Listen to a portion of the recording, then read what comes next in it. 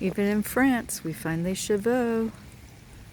These horses are in good shape. In fact, they're a little bit on the fat side. But the reason I turned my video on is because of this water trough.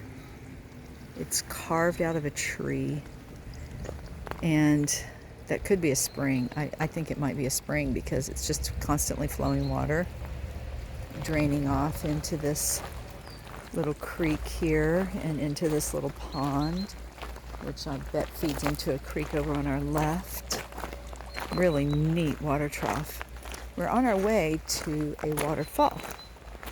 We'll be there in a moment. I'll show you. Here's another one, just a little bit down the trail. And it is... The water is coming from the ground. Yeah, the water is coming from the ground. I think it must be just getting water straight from this creek, but there's a kink right in here, and it's going back down. A little bit of water coming out. Maybe they've done that on purpose, not for us to say necessarily, but God, that is so amazing. I love it. There's a little runoff. We hear it, and we can kind of see it through the trees, but we're not down there yet. I think that'll have to be another video. How exciting. I love waterfalls. I love all things water.